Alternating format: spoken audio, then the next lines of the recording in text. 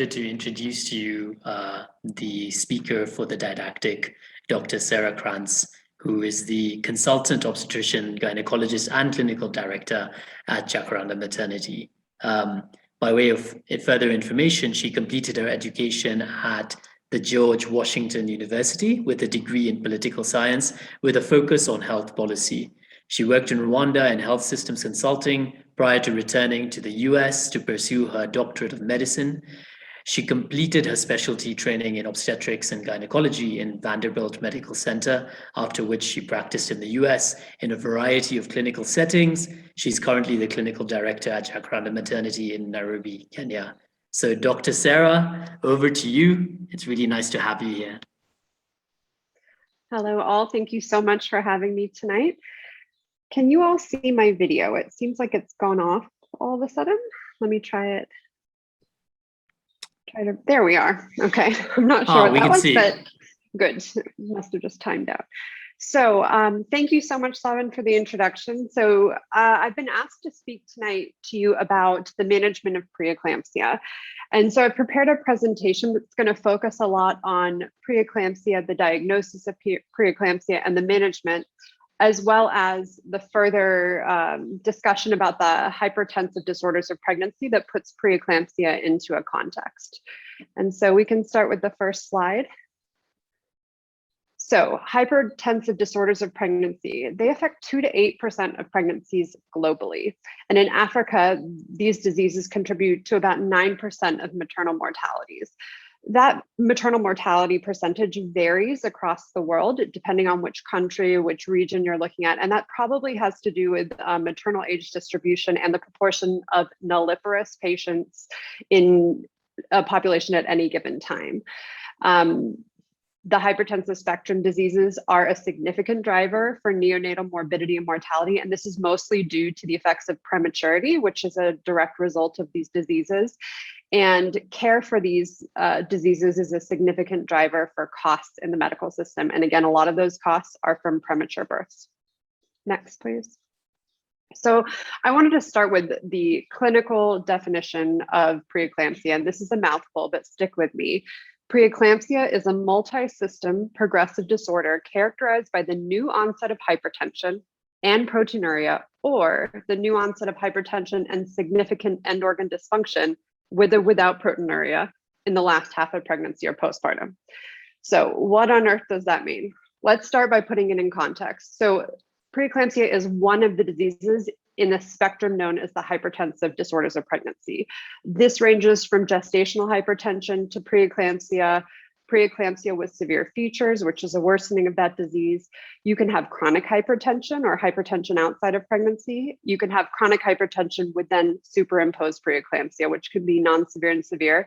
You can have which is seizures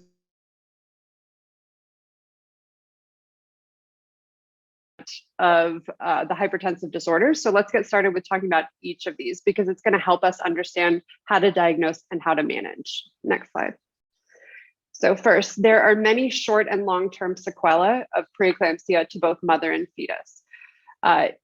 For women who develop this disease, they can have strokes, placental abruption, acute kidney injury. They can have end organ dysfunction like liver failure, pulmonary edema. It can lead to seizures. They can present with thrombocytopenia or low platelets, which then puts them at significant risk for bleeding.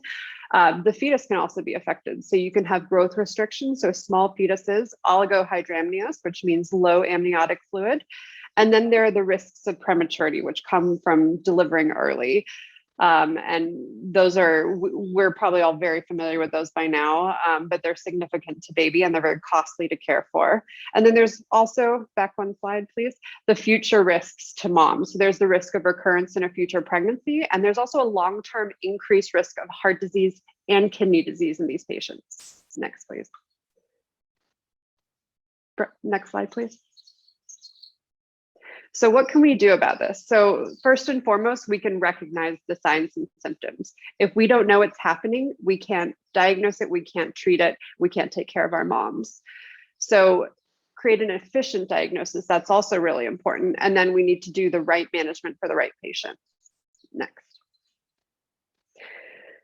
So when we talk about diagnostic criteria, this is obviously a problem that affects women internationally, but internationally we have different boards and bodies and colleges that all discuss preeclampsia a little bit differently. Some of the nomenclature has changed over time. Some of you might remember when it was called toxemia of pregnancy. Some of you might remember pregnancy-induced hypertension or PIH, and these have gone out of style. But even though there are variations, we've all kind of moved to a similar principle of how to recognize and manage it. And that's what I'm going to focus on, with an emphasis on what the WHO recommends. Next slide. So let's start with chronic hypertension. So this is high blood pressure that's diagnosed before 20 weeks of pregnancy, or at least 12 weeks after delivery. And so it's considered pre-existing, but not related to the pregnancy. The criteria for blood pressure would be anything greater than or equal to 140/90. And ideally, this is 2 different blood pressure readings taken 4 hours apart. It doesn't have to be on the same day. If they come in 2 different days and they have these 2 readings, they meet that criteria. Next slide, please. So gestational hypertension, what is that? Well, it's very similar to chronic hypertension in the level that creates the diagnosis, which is 140/90. However, it's recognized after 20 weeks of gestation, and in someone who previously had normal blood pressures. Unfortunately, for some women, they haven't ever presented to care before 20 weeks of pregnancy. And so sometimes we notice the high blood pressure and we say, well, we have to call it gestational because we don't have any other information. But sometimes, obviously, it could represent chronic hypertension.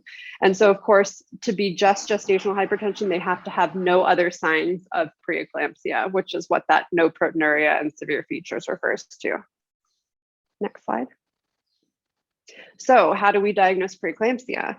So this would be any blood pressure 140/90 or greater, but less than 160/110. That'll come into play in a second. Diagnosed after 20 weeks, so sort of meeting those same criteria as gestational hypertension, but also we add proteinuria, and that means protein in the urine. I listed here all the ways you can diagnose protein in the urine. In the US, for example, we mostly rely on the protein to creatinine ratio. But here in Kenya, and probably in a lot of your centers, we mostly do the urine dipsticks. And so that would be 2+ protein on the urine dipstick. So if you happen to have someone who has elevated blood pressure and does not have protein in the urine, then if they have any of the following that I've listed there, then they also would qualify as preeclamptic. So that would be a low platelet, an elevated creatinine, elevated LFTs, pulmonary edema, a headache, that won't go away, or visual symptoms. But when we talk about all those more severe symptoms, I want you to keep that in your mind. Focus for preeclampsia mainly on the high blood pressure and protein. Next slide, please. So the reason I wanted you to keep that a little bit separate is because there's a worsening of this condition, and that's preeclampsia with severe features. It used to be that we'd talk about preeclampsia as mild, moderate, and severe, and we've really moved away from that. And now we talk about mainly as preeclampsia and preeclampsia with severe features. And so to have severe features, you can have any of the following, okay?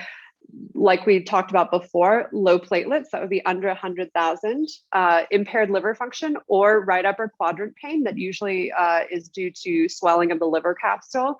You can have renal insufficiency, so your creatinine is climbing, or it's above 1.1 in a pregnant woman, or doubling from their early pregnancy levels.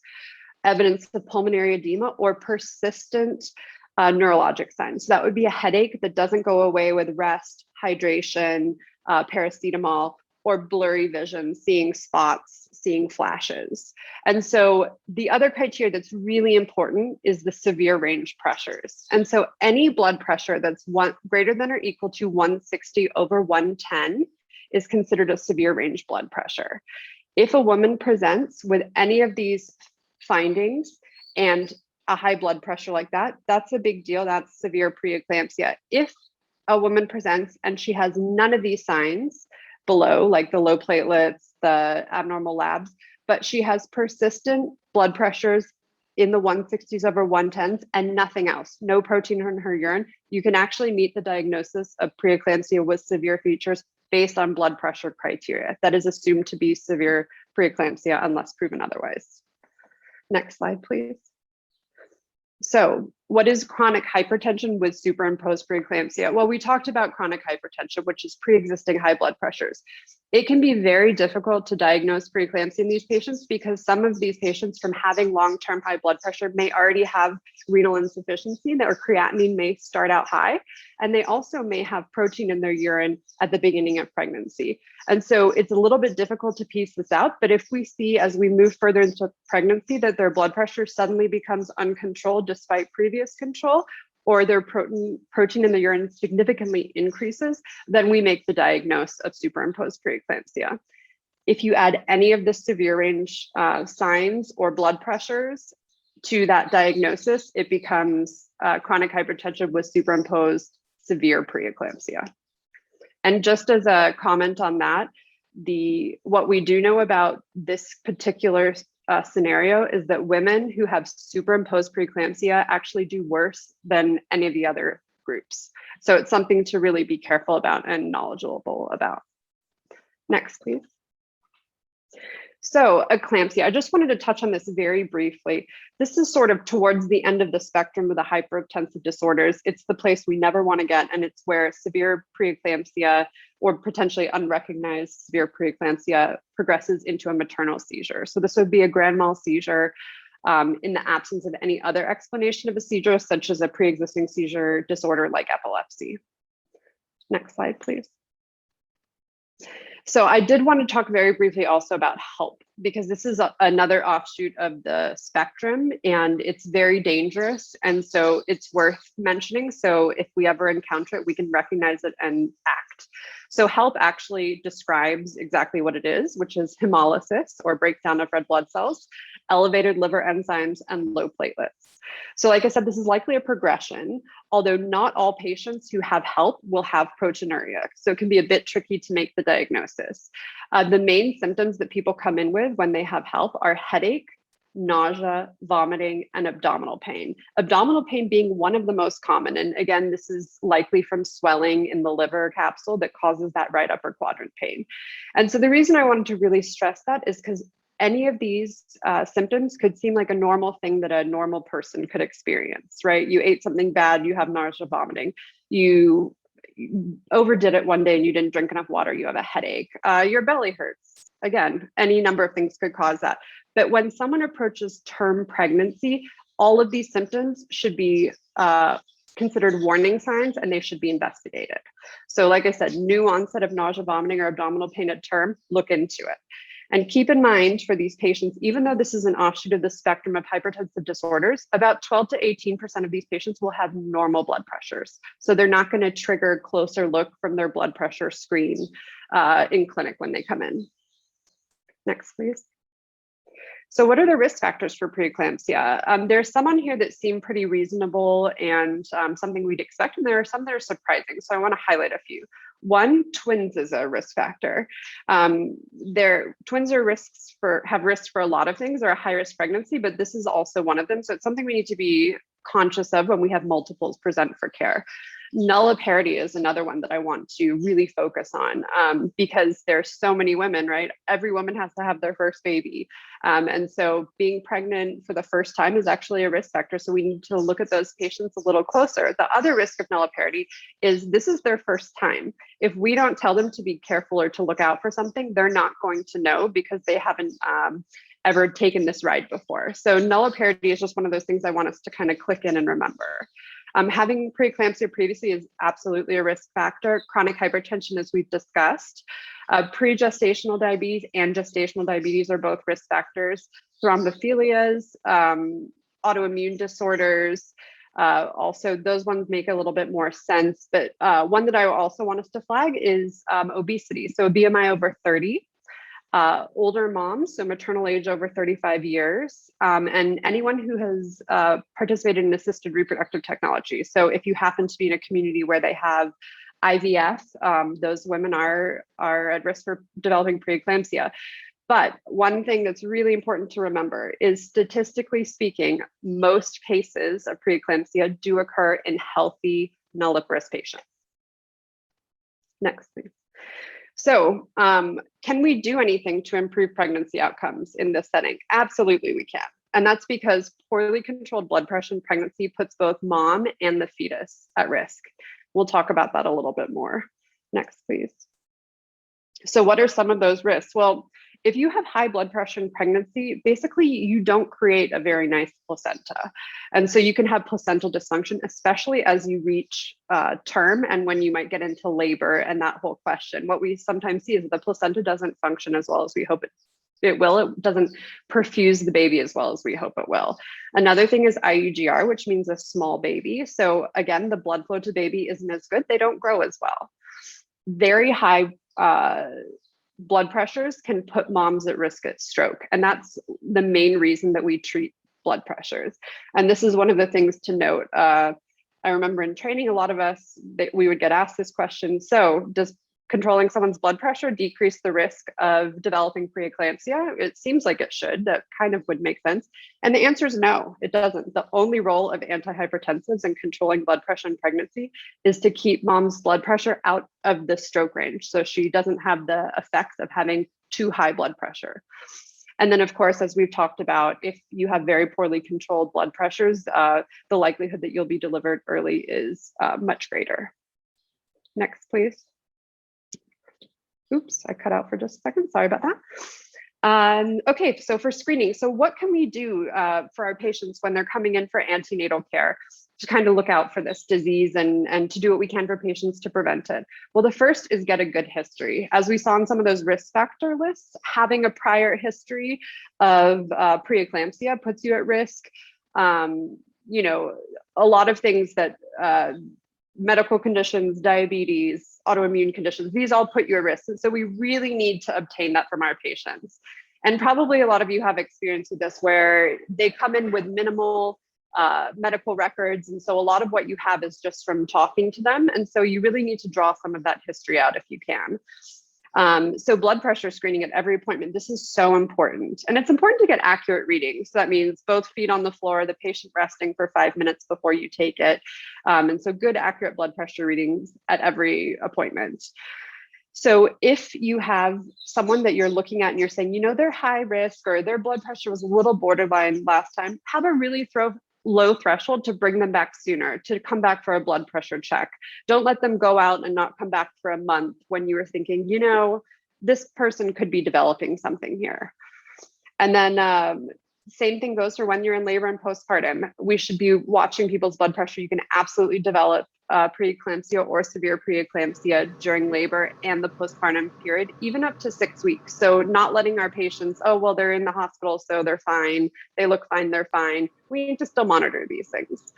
And then screening for symptoms of preeclampsia, that is a big one. We need to actively ask patients, are you experiencing any of these symptoms?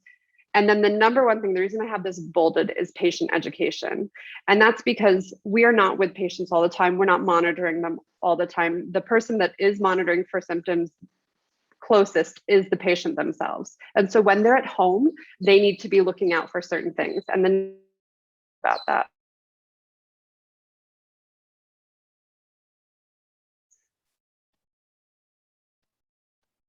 Okay, next slide, please. Thank you. So what are the warning signs? This is actually a patient education handout for women to learn more about preeclampsia and what they should be looking out for at home. And so there's the headache that doesn't go away. There's seeing spots or blurry vision. When people notice sudden swelling in their hands or face, we don't say feet because all pregnant women end up with swelling in the feet. So that's not a great sign. If they have shortness of breath, that could represent pulmonary edema. If they have pain in the upper abdomen or shoulder, that could be referred pain from swelling of the liver capsule. Sudden weight gain, again, that's third spacing fluid in the body, and a mom might notice that at home. And then nausea and vomiting in the second half of pregnancy. Again, it needs to be investigated.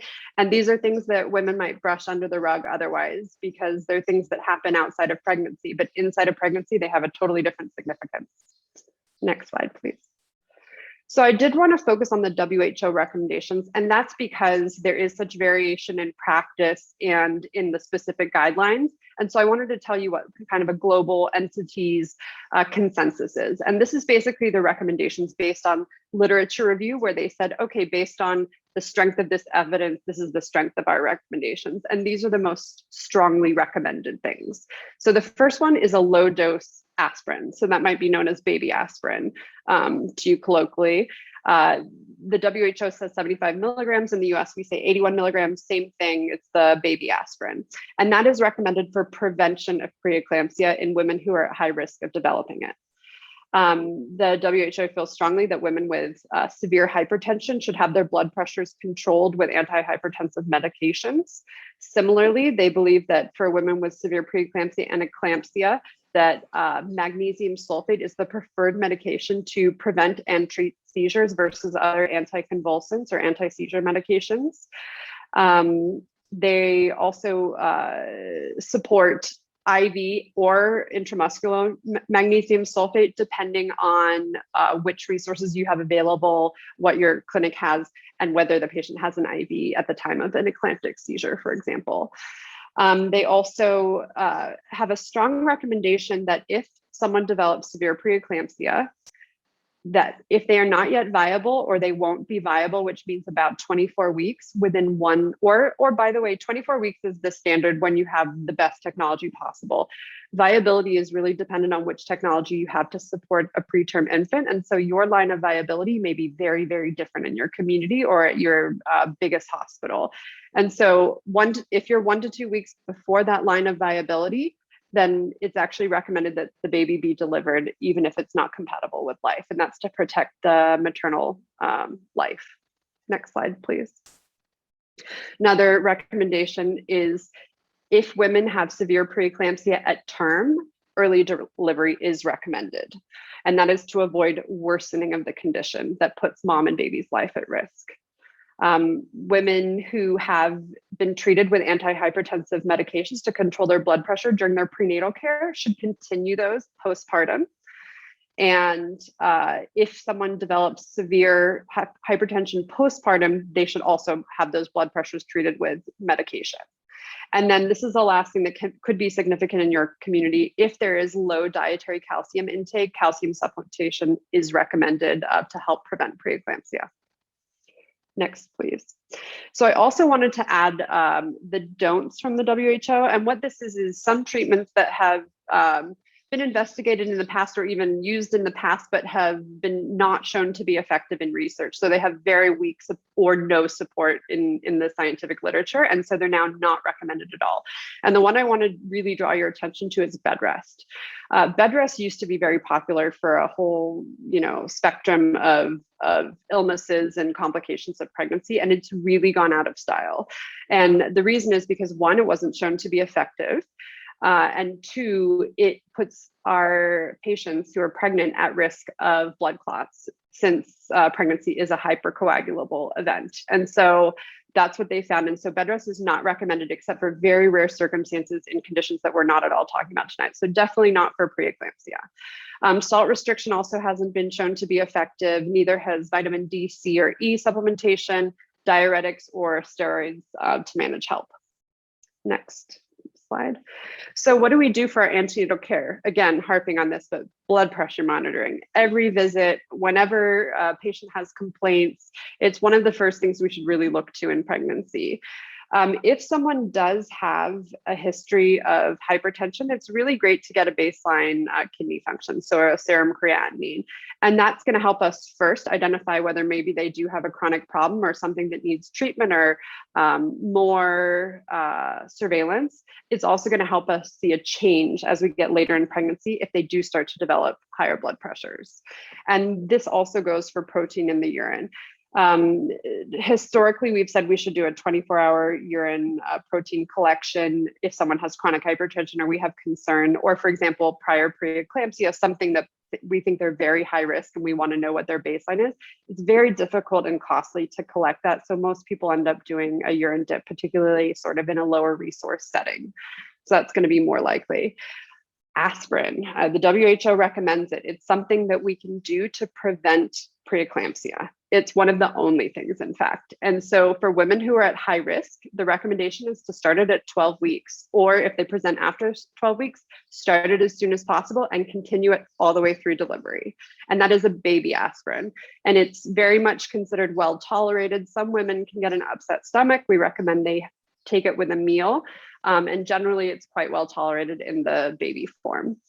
And then urine protein dip. This is something I mentioned because it's common practice in healthcare settings that when people come in for prenatal care, they automatically get their urine dipped for glucose and protein. There is literature out of the US that you don't have to do this at every visit. You can follow symptoms and then test. That was my practice previously in the States. However, you should really dictate this by what your clinic protocols are, what makes more sense for your patient flow, and to not miss anything. So if dipping every time routinely makes sense for your healthcare setting, do that for sure. Next slide, please. So I did want to drill in a little more to the aspirin recommendations, because since this is one of the only things we can do to prevent, I think that there are a lot of patients, especially in lower resource settings, that we're probably missing for this very simple and cheap intervention. And so I wanted to go through this in a little bit of detail. So women who are at high risk of developing preeclampsia, we have the list in the dark blue at the top. These are women who the recommendation is that they definitely start aspirin. And so I wanted to go through this a little bit. Having a history of preeclampsia is one of them. Having twins or a multifetal gestation, twins, triplets. Having chronic hypertension, having diabetes, having any pre-existing renal disease, and having autoimmune disease. These are considered the highest risk conditions, and so they absolutely should be on aspirin. I do want to flag the type 1 and type 2 diabetes. What you might notice is gestational diabetes is not on here as one of the high risks. But as we get to the moderate risk, what you'll see is a couple of the moderate risk factors are also risk factors for gestational diabetes. So I think if you have a gestational diabetic patient, you should really think to yourself, hey, do they meet this criteria that I should be considering aspirin? So let's talk a little bit about the moderate factors. Basically in this guideline, if you have one or more of these, then you should consider aspirin therapy. So sorry, I said that wrong, not one or more than one. So 2 or more. And so, we have a baby. So for the moderate risk factor group, again, I want to flag nulliparity, because what it means is for any of your patients who are in their first pregnancy, if they have any one of the next risk factors, then they should be considered for aspirin therapy.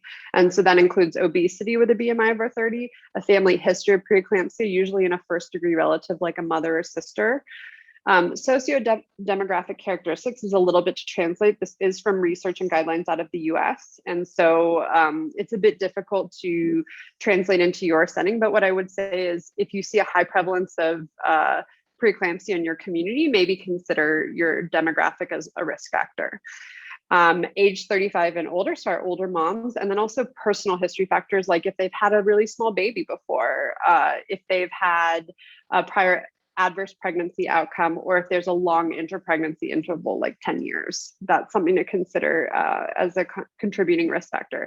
And so if you're a mom who's had a prior uncomplicated pregnancy, born at term, no issues, that's not someone who needs to be on aspirin. Next slide. So is there a cure for the hypertensive spectrum disorders? There is, and that is to deliver the baby and get that placenta out. And the reason is we do think that these diseases probably originate in some sort of factor that comes from the placenta. And we know that they're a direct result of pregnancy. And so resolving that pregnancy is really the way to treat this. And so when do we deliver? Well, it depends. It depends on quite a few things, and we'll talk about that now. So for gestational hypertension, if someone has been diagnosed with this, then we should be watching their blood pressures very carefully throughout their pregnancy, because they are at risk for escalating into preeclampsia or severe preeclampsia. If you can see them weekly as they get further into their pregnancy, that's better, because we can keep track of their blood pressures. We can remind them of the symptoms to watch out for at home, and we can do a urine dip to see if they develop proteinuria and are evolving into preeclampsia. And so for delivery timing, well, if if they develop severe range pressures, but they don't have proteinuria, then we should get them delivered, because that's sort of just, they're climbing that pathway to a worse disease. And so the recommendation is actually to deliver them at 37 weeks if they're having these uncontrolled pressures. If it's earlier than that, earlier than 37, and they're having escalation in their disease process, then you need to really start looking for a facility that's able to deliver them. And so transferring them somewhere that's capable of delivering a preterm baby.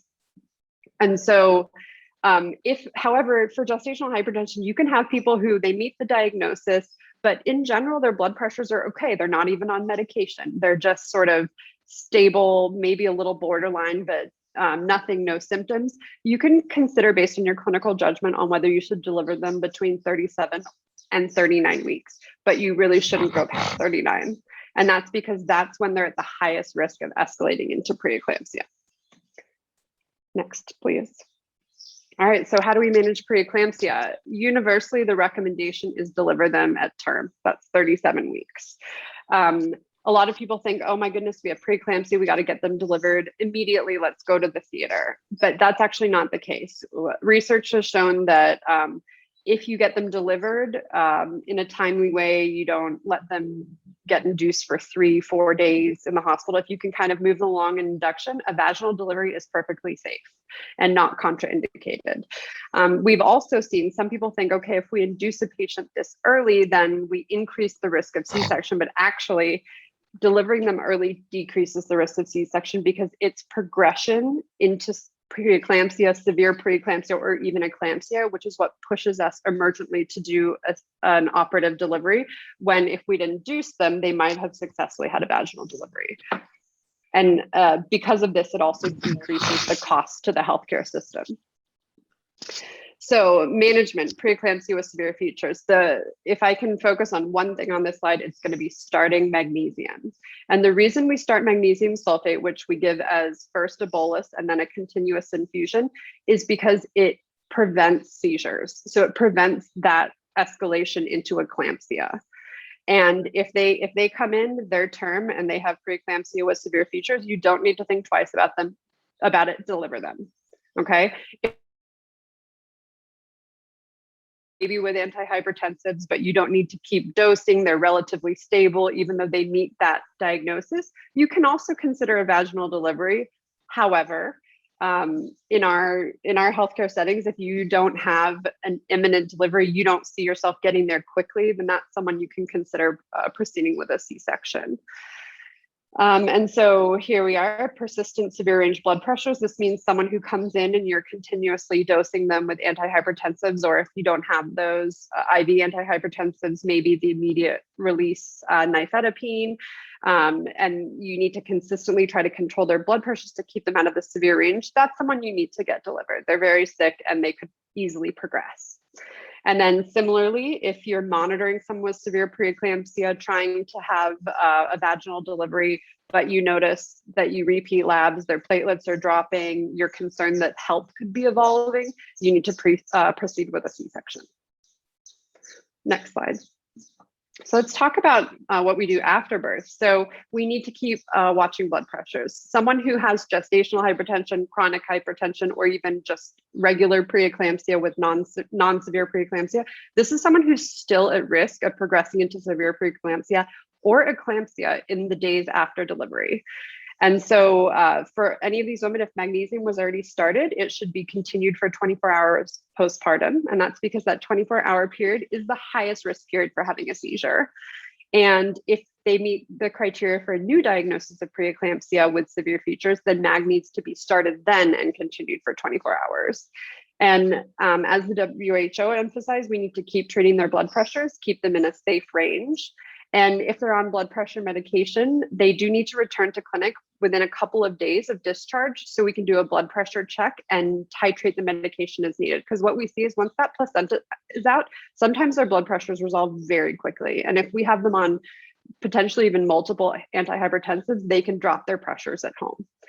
So, and then the last thing is that I already kind of emphasized this, but it's worth saying again, they can develop preeclampsia with severe features or eclampsia in the postpartum period, even weeks after delivery. And we've seen this where we readmit people, 3 or 4 weeks after delivery because they have classic signs and symptoms.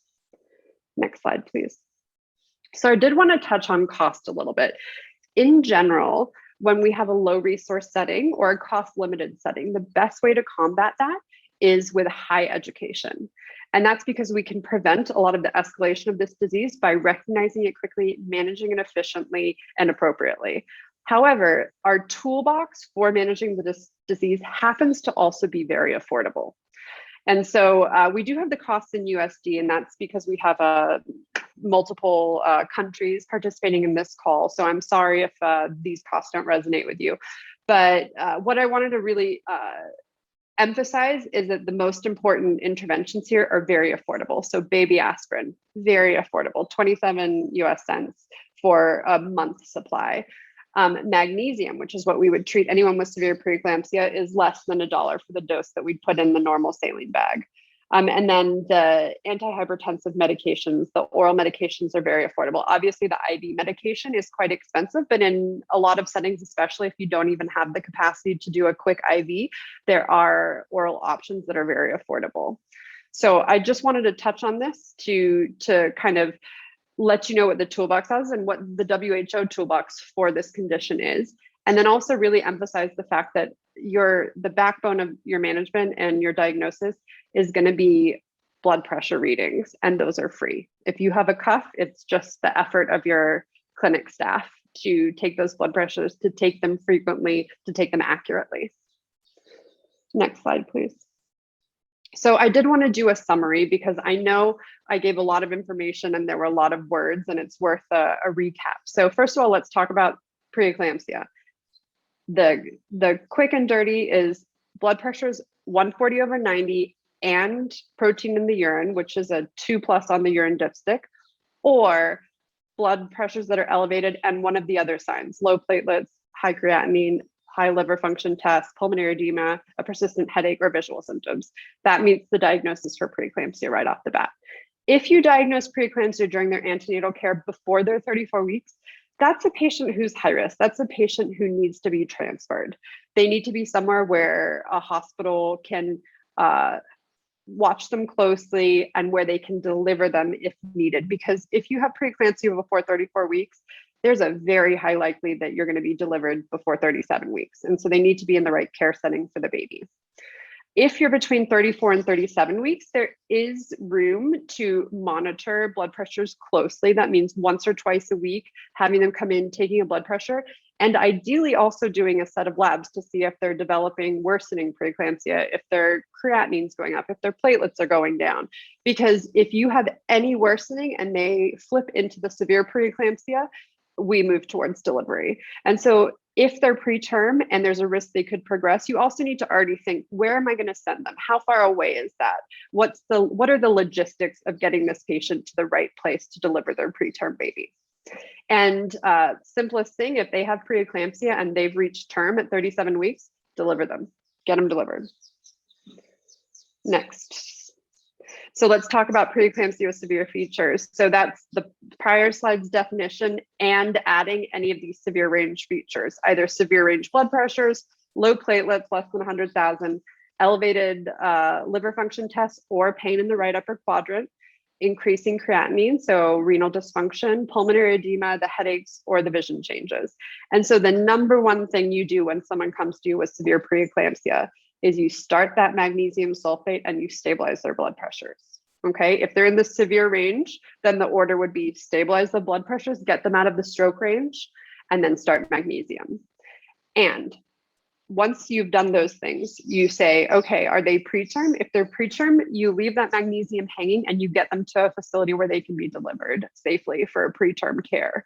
So if that's your facility, great. If you need to send them, then you need to be making arrangements or looking into that. If they have severe preeclampsia, so preeclampsia with any of these features, severe range blood pressures, and you're at a facility that you can deliver a term infant, do it as soon as possible.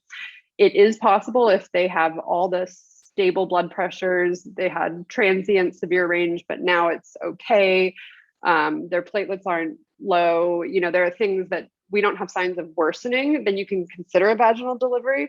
A lot of these patients, though, especially if they've had a prior C-section, you don't even have to think about it. You just go do a repeat C-section. Next slide, please. So to summarize, what can we do? The first thing, and everyone can do this, all you need is a pen, take a good history. Talk to them. We all learned this in our medical training, whichever level of clinician you are. This was the first lesson I'm sure you learned, which was take a good history, because it's really going to help guide your patient. It's going to help you classify them at high risk. It's going to help you offer them the only intervention we have, which is aspirin in the antenatal period. And it's going to help you watch them closer as they approach term. So if anyone has abnormal blood pressures or they complain of the warning signs that we talked about, look into this. Don't ignore it. Don't brush it off. Look into it. And if they're at term, deliver them. Things only get worse from there when you're talking about the spectrum of disease. So we like to get ahead of it. We like to deliver them and have a safe mom, healthy baby before they have a chance to deliver any of those dangerous or worse symptoms. Next slide. Okay, these are my references.